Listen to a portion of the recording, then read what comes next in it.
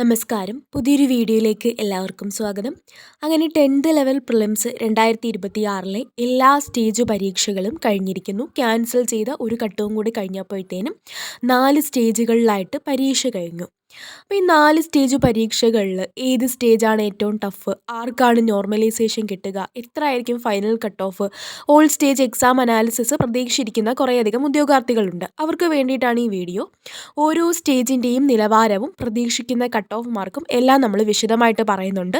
നമ്മുടെ ടെലിഗ്രാം ചാനലിൽ പോൾ ഇട്ടതിൻ്റെയും മറ്റു വിവരങ്ങളും ഒക്കെ കണ്ടെത്തിയതിൻ്റെ അടിസ്ഥാനത്തിലാണ് ഈ ഒരു വീഡിയോ. നമ്മുടെ ചാനലിൻ്റെ ഒരു പോയിൻ്റ് ഓഫ് വ്യൂ ആണ്. നിങ്ങൾക്കിതിൽ വ്യത്യാസം ഉണ്ടാവാം. ഓരോ സ്റ്റേജ് എഴുതിയവർക്കും അവരുടെ സ്റ്റേജ് പാടാണ് എന്ന ഒരു കൺസെപ്റ്റൊക്കെ മനസ്സിലുണ്ടായിരിക്കാം. എന്തായാലും നിങ്ങൾ ഈ വീഡിയോ മുഴുവനായിട്ട് കണ്ടതിന് ശേഷം നിങ്ങളുടെ മാർക്കും അതിൻ്റെ അഭിപ്രായങ്ങളും വീഡിയോയുടെ താഴെ കമൻറ്റ് ചെയ്യുക. നമുക്ക് ഓരോ സ്റ്റേജായിട്ട് നോക്കാം. ആദ്യം തന്നെ ഞാൻ ഒന്നാമത്തെ സ്റ്റേജ് ജൂലൈ 18 നടന്ന ഒന്നാമത്തെ സ്റ്റേജിൻ്റെ കാര്യമാണ് പറയുന്നത്. ഫസ്റ്റ് എക്സാമാണ്. ആദ്യമായിട്ടൊരു 10th ലെവൽ പ്രിലിംസ് എഴുതാൻ പോയവർക്ക് +1 +2 ടെക്സ്റ്റ് ബുക്കുകളിൽ നിന്നൊക്കെ ജോഗ്രഫിയൊക്കെ ചോദിച്ചപ്പോഴത്തേനും ആദ്യം ഒന്ന് കിളി പാറിയ ക്വസ്റ്റ്യൻ പേപ്പർ ആയിരിക്കും. കാരണം ആദ്യമായിട്ട് എക്സാം എഴുതുക, ഫസ്റ്റ് സ്റ്റേജ് ഇവരാണ് എഴുതാനായിട്ട് പോയത്. ഏത് രീതിയിലുള്ള ചോദ്യങ്ങൾ പ്രതീക്ഷിച്ചുകൊണ്ടാണ് പോന്നേ. കഴിഞ്ഞ വർഷങ്ങളിലൊക്കെ LGSന് ചോദിച്ച ഡയറക്റ്റ് ചോദ്യങ്ങൾ ആ LGS അല്ലേന്നൊരു കോൺഫിഡൻസിലായിരുന്നു പൊക്കോണ്ടിരുന്നത്. പക്ഷേ ചെന്നപ്പോൾ എന്താ, വേൾഡ് ജോഗ്രഫിയൊക്കെ +1 +2 ടെക്സ്റ്റ് ബുക്കുകളിൽ നിന്നും ചോദിച്ചിരിക്കുന്നു. കുറച്ച് സ്റ്റേറ്റ്മെൻറ്റ് ക്വസ്റ്റ്യൻസും ഉണ്ട്. അങ്ങനെയൊക്കെ നോക്കിയപ്പോഴത്തേനും എക്സാം കഴിഞ്ഞ് ഇറങ്ങിയപ്പോൾ വീട്ടിൽ വന്ന് നോക്കിയപ്പോൾ കുറേയധികം മാർക്ക് പോയി. +2 ലെവൽ ചോദിച്ചു. ആരും പ്രിപ്പയർ ചെയ്യാതെ പോയതാണ്.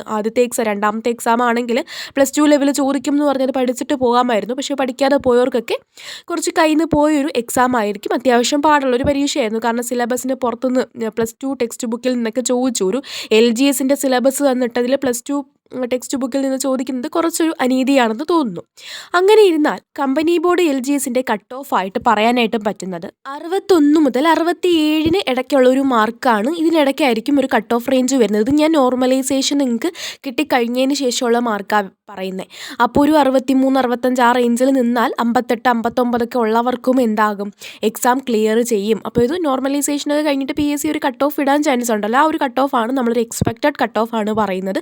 70+ പോകാനുള്ള ചാൻസ് കാണുന്നില്ല. ഒരു 67 വരെയാണ് മാർക്ക് റേഞ്ച് വരും എന്ന് തോന്നുന്നത്. അപ്പോൾ ഈ ഒരു മാർക്ക് റേഞ്ച് ഉള്ളവർക്ക് ഫസ്റ്റ് സ്റ്റേജിൽ പഠിക്കാനായിട്ട് പറ്റും. ഇപ്പോൾ എല്ലാത്തിനും കൂടെ ഒറ്റ കട്ട് ഓഫ് ആണ് വരുന്നത്. പക്ഷേ നിങ്ങൾ എഴുതിയ സ്റ്റേജിൻ്റെ എല്ലാ സ്റ്റേജും കൂടെ ഒന്ന് നോക്കിയിട്ട് നിങ്ങൾക്ക് നോർമലൈസ് ചെയ്തിട്ട് കുറച്ച് മാർക്കൊക്കെ എക്സ്ട്രാ തരാനുള്ള ചാൻസ് ഉണ്ട്. അപ്പോൾ ഇതാണ് നമുക്ക് ഫസ്റ്റ് ഫേസിനെ കുറിച്ച് പറയാനായിട്ട് ഉള്ളത്. നമുക്കിനി അടുത്ത ഘട്ടം നോക്കാം. സ്റ്റേജ് 2 ഓഗസ്റ്റ് 22 നടന്ന രണ്ടാമത്തെ സ്റ്റേജ് ക്യാൻസൽ ചെയ്ത പരീക്ഷയുണ്ടല്ലോ, ഏറ്റവും അവസാനം നടന്ന ഘട്ടമാണ്. ഇപ്പോൾ ഏറ്റവും ലാസ്റ്റായിട്ട് കഴിഞ്ഞ പരീക്ഷയെക്കുറിച്ചാണ് പറയുന്നത്. GK പ്രീവിയസ് ടൈപ്പ് ക്വസ്റ്റ്യൻസ് തന്നെയായിരുന്നു. ഒത്തിരി ഡയറക്റ്റ് ക്വസ്റ്റ്യൻസ് ഉണ്ടായിരുന്നു. നമ്മൾ കഴിഞ്ഞ LGSകളിലൊക്കെ കാണുന്ന തരത്തിലുള്ള ക്വസ്റ്റ്യൻസ് ഉണ്ടായിരുന്നു. അവിടെയും സ്റ്റേറ്റ്മെൻറ്റ് ടൈപ്പ് ക്വസ്റ്റ്യൻസ് ഉണ്ടായിരുന്നു. ഒരുപാടില്ലായിരുന്നെങ്കിലും സ്റ്റേറ്റ്മെൻറ്റ് ടൈപ്പ് ക്വസ്റ്റ്യൻസ് ഉണ്ടായിരുന്നു. അതേപോലെ സയൻസ് എന്ന് പറയുന്നത് നല്ല സ്റ്റാൻഡേർഡ് ആയിട്ടുള്ള ചോദ്യങ്ങളാണ് ചോദിച്ചത്. സയൻസ് നല്ല സ്റ്റാൻഡേർഡ് ആയിട്ടുള്ള ചോദ്യങ്ങളാണ് ചോദിച്ചത്. കുറച്ചൊന്ന് തൊടാൻ മടിക്കുന്ന, നെഗറ്റീവ് വരുമോ എന്ന് പേടിച്ചിട്ട് അത്യാവശ്യം നല്ല രീതിയിൽ സയൻസ് അറിയാവുന്നവർക്ക് മാത്രം ഉത്തരം എഴുതാൻ കഴിയുന്ന ചോദ്യങ്ങളായിരുന്നു. ഒരു LGS ലെവലിനെക്കാട്ടിലും മുകളിൽ നിന്ന്, ഒരു ഡിഗ്രി ലെവലിൽ നിന്ന് തന്നെ പറയാം. അതേപോലെ മാത്സിൽ നിന്നും ചോദിച്ച ചോദ്യങ്ങൾ ഒരുപാട് സമയമെടുക്കുന്ന ചോദ്യങ്ങളായിരുന്നു. LGS ലെവലിൽ നിന്നും ഉയർന്നു നിന്നതാണ്. ഒരു +2 ലെവൽ മാത്സ് എന്നൊക്കെ തന്നെ നമുക്ക് പറയാനായിട്ട് കഴിയും. അപ്പോൾ അതുകൊണ്ട് തന്നെ അവിടെയും എന്താണ്, കുറച്ചധികം സമയമെടുക്കുന്ന ചോദ്യങ്ങളായിരുന്നു. ഫസ്റ്റ് സ്റ്റേജിനെക്കാട്ടിലും ഒരു 1-2 മാർക്ക് ഇവിടെ അധികമായിട്ട് പറയുകയാണ്. 62 മാർക്ക് തൊട്ട് 69 വരെ, ഒരു 68 69 വരെ, മറ്റേതിൽ ഞാൻ ഒരു 67 വരെയാണ് പറഞ്ഞത്. ഇവിടെ ഒരു 69, ഒരു 70ൻ്റെ ബോർഡറിൽ വരെയൊക്കെ വരാനുള്ള ചാൻസ് ഉണ്ട്. 62നും 69നും ഇടയ്ക്ക് മാർക്ക് കിട്ടിയവർ സേഫാണ്. ഫസ്റ്റ് ഫേസിനെക്കാട്ടിലും കുറച്ചും കൂടെ ഒന്ന് എളുപ്പം എന്ന് പറയാൻ പറ്റില്ല. ഏകദേശം രണ്ടും ഒരേ രീതിയിൽ തന്നെയാണ്. ആദ്യം എഴുതിയ ഘട്ടമായതുകൊണ്ട് തന്നെയും അതുപോലെ തന്നെ +2 ലെവൽ NCERT ലെവലിൽ നിന്ന് ചോദിച്ചത് കൊണ്ട് മാത്രമാണ് ഫസ്റ്റ് സ്റ്റേജ് കുറച്ച് പാടാമെന്ന് പറയുന്നത്. ഇവിടെയും പാടുണ്ടായിരുന്നു. അവിടെ ജോഗ്രഫി പാടാക്കിയെങ്കിൽ ഇവിടെ സയൻസും മാത്സും പാടായിട്ടാണ് ചോദിച്ചത്. രണ്ടും ഏകദേശം നമുക്ക് ഒരേ ലെവലിൽ 1-2 കട്ട് ഓഫ് മാർക്കിൻ്റെ വ്യത്യാസമൊക്കെ പറയുന്നുള്ളൂ. രണ്ടിലും ടഫ്നെസ് നോക്കുകയാണെങ്കിൽ ഏകദേശം ഒരുപോലെ തന്നെയാണ്. ചെറിയൊരു അഡ്വാൻറ്റേജ് ഫസ്റ്റ് സ്റ്റേജിന് കൊടുക്കുകയാണ്. ഇനി നമ്മൾ മൂന്നാമത്തെ സ്റ്റേജ് നോക്കുകയാണെങ്കിൽ ഓഗസ്റ്റ് 1 നടന്ന രാവിലെ നടന്ന ഘട്ടം സ്റ്റേജ് 3 എന്ന് പറയുമ്പോൾ GK പ്രീവിയസ് ഇയർ ക്വസ്റ്റ്യൻസ് തന്നെയാണ് ചോദിച്ചത്. അതായത് പ്രീവിയസ് ചോദിക്കുന്ന ആ ഒരു ഡയറക്റ്റ് ടൈപ്പ് ക്വസ്റ്റ്യൻസ് ഒരുപാട് സിലബസ് ബേസ്ഡ് ആയിട്ട് ചോദിച്ചു. അതുകൊണ്ട് തന്നെ അവിടെ നെഗറ്റീവ് മാർക്ക് വരാനുള്ള ചാൻസ് ഒക്കെ ഉണ്ട്. അത് ഏറ്റവും സിമ്പിളാന്ന് പറഞ്ഞിട്ട് ഈ സ്റ്റേജ് 3 എഴുതിയവർ പേടിക്കൊന്നും വേണ്ട. ഒത്തിരി മാർക്ക് നിങ്ങൾക്ക് മുകളിലോട്ട് കട്ട് ഓഫ് പോകുന്നും പേടിക്കണ്ട. ഒരു 70-ന് മുകളിലേക്ക് പോയാൽ തന്നെ 71, 72 അവിടെ വന്ന് നിൽക്കും. കട്ട് ഓഫ് വരാനുള്ള ചാൻസ് 66 മുതൽ 72 വരെയാണ്. കുറച്ച് മറ്റ് സ്റ്റേജുകളെ അപേക്ഷിച്ച് ഡയറക്റ്റ് ക്വസ്റ്റ്യൻസ് കുറച്ച് ചോദിച്ചുകൊണ്ടും മാത്സ് ഒരുപാടങ്ങ് ടഫ് ആക്കാത്തത് കൊണ്ടും തന്നെ അവിടെ കട്ട് ഓഫ് വരാനുള്ള ചാൻസ് 3ാമത്തെ സ്റ്റേജിൽ എഴുതിയവർക്ക് 66 മുതൽ 72 മാർക്ക് വാങ്ങിയവർ സേഫ് മാർക്കിലാണെന്ന് നമുക്ക് പറയാം.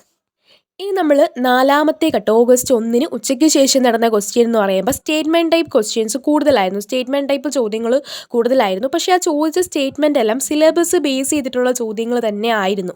നമ്മൾ കാണുന്ന ഈ വന്യജീവി സങ്കേതങ്ങൾ, അല്ലെങ്കിൽ നമ്മളെ കേരളത്തിലെ ദേശീയ വൈക്കം സത്യാഗ്രഹം, ഗുരുവായൂർ സത്യാഗ്രഹം, അങ്ങനെ നമ്മൾ കാണുന്ന സ്റ്റേറ്റ്മെൻറ്റ് ടൈപ്പ് ക്വസ്റ്റ്യൻസ് ചോദിക്കരുത് എന്നൊന്നും നമുക്ക് പറയാൻ പറ്റത്തില്ല. നമുക്കറിയാം PSC ഇപ്പോൾ എങ്ങനെയാണ് ചോദിക്കുന്നത്, സ്റ്റേറ്റ്മെൻറ്റൊക്കെ ചോദിക്കും. പക്ഷേ മറ്റ് ഘട്ടങ്ങളിലേക്കാട്ടിലും സ്റ്റേറ്റ്മെൻറ്റ് ടൈപ്പുള്ള ചോദ്യങ്ങൾ കൂടുതലായിരുന്നു ഈ 4ാമത്തെ സ്റ്റേജിൽ എന്ന് പറയുന്നത്.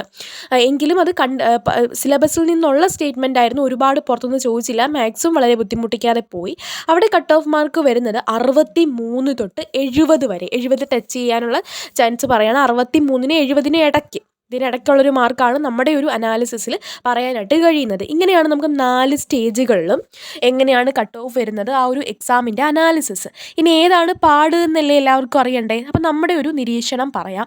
ഇങ്ങനെയാണ് നമ്മൾ പറയുന്നത്. പാടാണ് തന്നേക്കുന്നത്. 1ാമത്തെ സ്റ്റേജ് ഞാൻ എന്തുകൊണ്ട് പാടുമെന്ന് പറയുന്നത്, ആദ്യം എഴുതിയ പരീക്ഷയിൽ +2 ടെക്സ്റ്റ് ബുക്കിലെ ചോദ്യങ്ങൾ ചോദിക്കുമ്പോൾ ഉദ്യോഗാർത്ഥികൾക്കുണ്ടാകുന്ന ഒരു വിഷമം, മാർക്ക് പോകാനുള്ള ഒരു ചാൻസ് സ്റ്റേറ്റ്മെൻറ്റ് ടൈപ്പ് ഉണ്ടായിരുന്നു. സിലബസിൽ നിന്ന് പുറത്ത് ചോദിച്ചു. അതുകൊണ്ടൊക്കെ തന്നെ 1ാമത്തെ ഘട്ടം ഒരു ചെറിയ രീതിയിൽ മുന്നിട്ടിരിക്കുന്നു. ഒരു എത്ര പറയുന്ന ഒരു 1-2 പോയിൻറ്റിൻ്റെ ഇതിൽ 1ാമത്തെ സ്റ്റേജ് പാടെന്ന് പറയാം.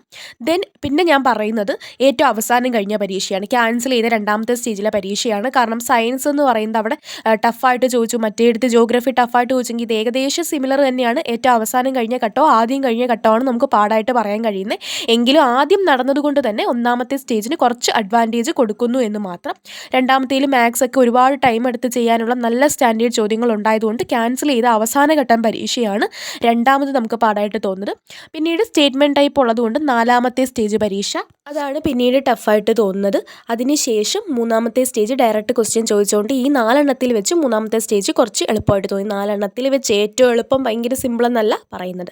എങ്ങനെയായാലും നമ്മളിപ്പോൾ എഴുതിയേക്കുന്ന കട്ട് ഓഫ് മാർക്ക് കണ്ടല്ലോ. ഈ ഒരു മാർക്ക് റേഞ്ച് ഉള്ളവർ മൊത്തത്തിലാണ് കേട്ടോ പറയുന്നത്. ഓരോ സ്റ്റേജിൻ്റെ ഞാൻ പറഞ്ഞു കഴിഞ്ഞല്ലോ. 60 to 72, അതിന് മുകളിലോട്ടൊന്നും കമ്പനി ബോർഡ് LGSൻ്റെ കട്ട് ഓഫ് പോകത്തില്ല. കഴിഞ്ഞ പ്രാവശ്യം 75 പറഞ്ഞ് നിങ്ങൾ പേടിക്കേണ്ട ആവശ്യമില്ല.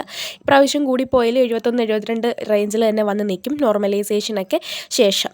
അപ്പോൾ ഈ ഒരു മാർക്ക് റേഞ്ച് ഉള്ളവർക്ക് നല്ല മാർക്കാണ്. ഓരോ സ്റ്റേജിലെയും മാർക്ക് പറഞ്ഞു. ഇനി ഫൈനലായിട്ട് പറയുവാണെങ്കിൽ 60+ ഉള്ളവരെല്ലാം കമ്പനി ബോർഡ് LGSൻ്റെ മെയിൻസിന് വേണ്ടിയിട്ട് പഠിച്ചു തുടങ്ങിക്കോളാം. ഇനി നിങ്ങൾക്ക് യാതൊരു സംശയവും വേണ്ട. കമ്പനി ബോർഡ് LGSൻ്റെ മെയിൻസ് ക്ലാസ്സുകൾ യൂട്യൂബ് ചാനൽ വഴി നമ്മൾ നൽകുന്നുണ്ട്. അപ്പോൾ യൂട്യൂബ് ചാനൽ സബ്സ്ക്രൈബ് ചെയ്യുക. അതേപോലെ ഈ ഒരു മാർക്ക് റേഞ്ചിൽ താഴെയുള്ളവർ ഞാൻ സെപ്പറേറ്റ് ഒരു വീഡിയോ ചെയ്യാം. 60-നും താഴെ അല്ലെങ്കിൽ 50-നും താഴെയൊക്കെ, 60-ന് താഴെ എന്ന് പറഞ്ഞാൽ 55+ ഉള്ളവരൊക്കെ ഉറപ്പായിട്ടും കമ്പനി ബോർഡ് LGS മെയിൻസ് പഠിക്കണം കേട്ടോ. നോർമലൈസേഷനൊക്കെ നിങ്ങൾക്ക് കിട്ടാനുള്ള ചാൻസ് ഉണ്ട്. ഇനി നല്ല മാർക്ക് കുറഞ്ഞു പോയവർ വിഷമിക്കേണ്ട. നിങ്ങൾക്ക് വേണ്ടിയിട്ട് ഇനി VFA പരീക്ഷയൊക്കെ വരുന്നുണ്ട്. അതേപോലെ 2027 LDC പരീക്ഷ വരുന്നുണ്ട്. VFAക്ക് വേണ്ടിയിട്ട് 90 days സ്റ്റഡി പ്ലാൻ നമ്മുടെ ടെലിഗ്രാം ചാനലിലൂടെ ഫ്രീ ആയിട്ട് ചെയ്യുന്നുണ്ട്. ഡെയിലി സ്റ്റഡി ടൈം ടേബിൾ തന്നിട്ട് ക്ലാസ്സുകൾ പ്രൊവൈഡ് ചെയ്യുന്നുണ്ട്. Exam, current affairs, maths, English, Malayalam എല്ലാം ഉണ്ട്. ടെലിഗ്രാം ചാനലിൻ്റെ ലിങ്ക് ഞാൻ ഫസ്റ്റ് കമൻ്റായിട്ട് കൊടുത്തേക്കാം.